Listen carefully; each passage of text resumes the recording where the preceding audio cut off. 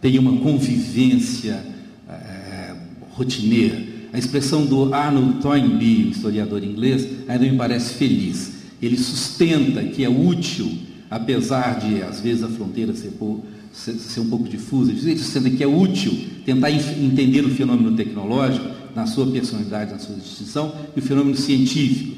Essa distinção vai desde os critérios de validação.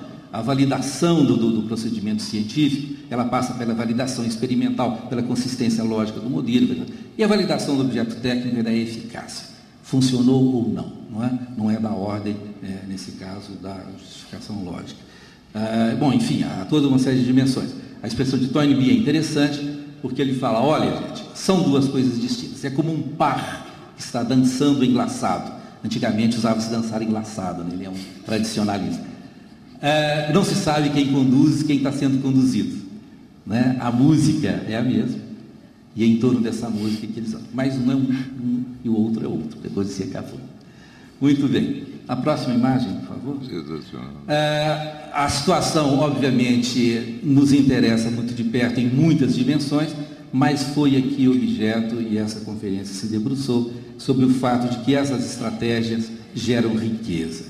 Elas geram riqueza no sentido de que você agrega valor à produção, você torna a produção mais interessante, você gera uma vida mais interessante, você gera cadeias de valor, coloca a questão do conhecimento, a questão da educação num outro lugar estratégico, rico.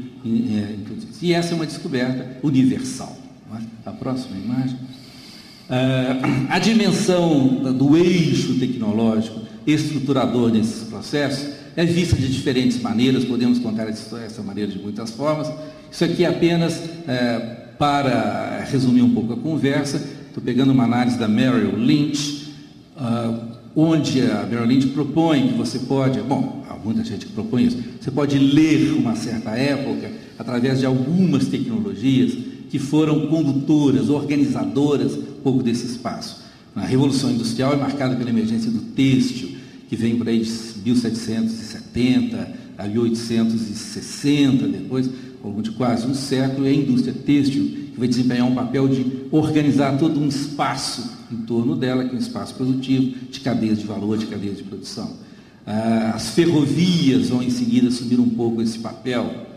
Elas já implicam dimensões novas, uma mudança da relação com a velocidade. As ferrovias permitiram, a locomotiva permitiu pela primeira vez que o ser humano ultrapassasse 40 km por hora, aquela velocidade vertiginosa e assustadora, né? E ela, para isso, ela implica uma outra relação com a produção das estradas, mapeamento do território, outras coisas. Em seguida vem, nessa análise de alguns economistas, e que a Merrill Lynch incorpora nesse momento, o automóvel, né, que faz esse papel. Finalmente, obviamente, a segunda revolução, que é a da informação, né, e onde o desenvolvimento das tecnologias de informação e comunicação, está representado aí pelo computador, desempenha um papel guia, condutor, e que ainda é determinante e faz todo um modelo operacional.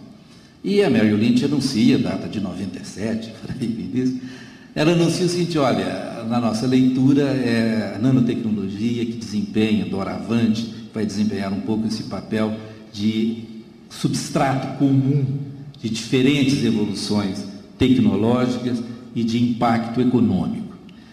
Não me interessa muito se eles estejam certos ou errados, mas na próxima imagem, mas o fato é que existe um novo cenário, que envolve as tecnologias de informação e comunicação, que continuam vigorosas em desenvolvimento, tem toda a trajetória da biotecnologia, fala-se com frequência cada vez maior da nanotecnologia, da genômica, a robótica, materiais avançados, energias alternativas. Ontem a Magda Yamada insistia muito conosco na dimensão estratégica, no lugar especial que o Brasil ocupa com relação às energias alternativas.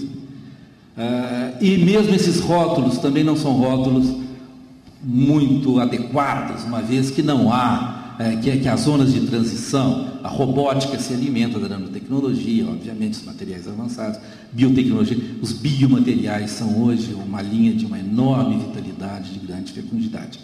Mas O fato é que existe um novo cenário tecnológico, uma nova aventura humana, uma nova aventura social e econômica, onde essas dimensões são parte-chave e desempenham um papel essencial.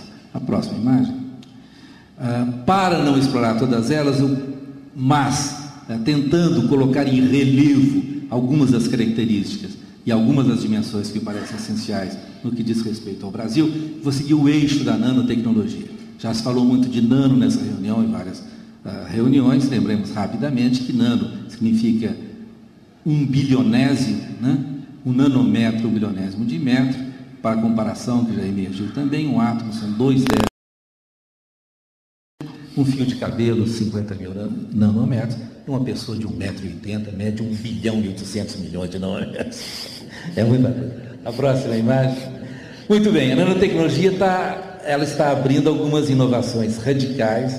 Eu estou representando aí pelas buckyballs, os fuleremos de um lado e de outro, os nanotubos de carbono, que prometem ser as unidades de construção capazes de gerar objetos muito mais leves, mais resistentes, menos agressivos, tudo isso, e que estão em processo de gênese. Mas a imagem seguinte, essa é uma expressão de Rita Cowell, que foi até recentemente a diretora, dirigiu a National Science Foundation, que é o CNPq dos americanos. Né?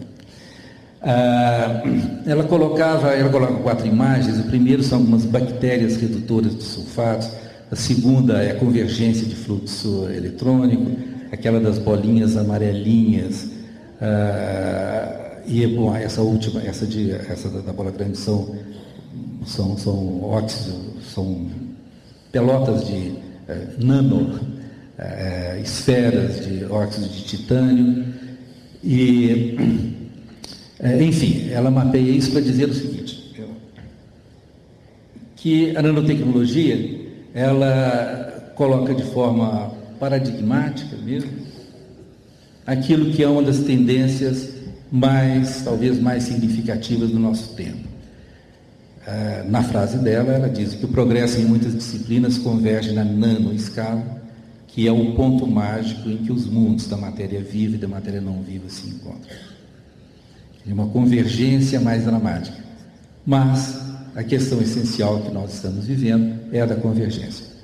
Nesse caso, é a nanobiotecnologia que chama a sua atenção, convergência da biotecnologia e da nano, mas também, se nós trabalharmos com um universo mais amplo, se pensarmos nas tecnologias de informação e comunicação, nas ciências cognitivas, na neurologia, suas redes neurais, a gente está num processo interessantíssimo de convergência tecnológica extremamente fecunda.